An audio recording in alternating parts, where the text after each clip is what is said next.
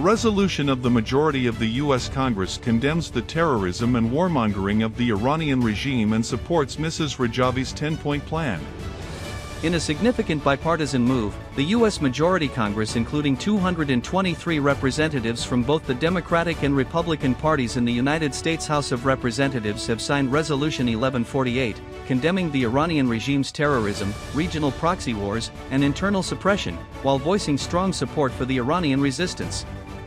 This resolution highlights the increasing threat posed by Iran since October 2023 and calls for robust international action. Resolution number 1148, signed by the majority of the U.S. House of Representatives, including 11 heads of the House of Representatives committees and 53 subcommittees in Congress.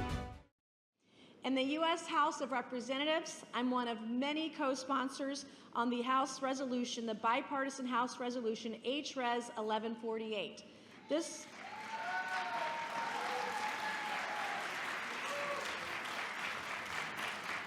resolution, which has majority support, backs the 10-point plan for the future of Iran authored by Rajavi.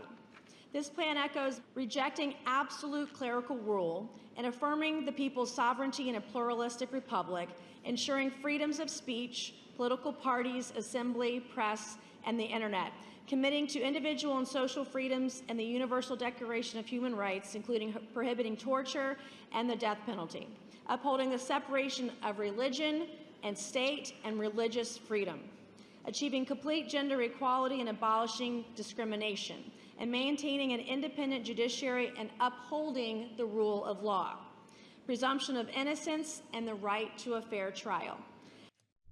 Key points of the resolution. 1. Condemnation of regional destabilization. The resolution unequivocally condemns the Iranian regime's actions that have contributed to terrorism and instability in the Middle East, particularly emphasizing the regime's involvement since the October 7, 2023 attacks. 2. Accountability for Iranian regime. The House calls for continued sanctions against Iran and supports the 10-point plan for the future of Iran proposed by Rajavi, President-elect of the National Council of Resistance of Iran, NCRI. This plan advocates for free elections, a market economy, separation of religion and state, and a non-nuclear Iran.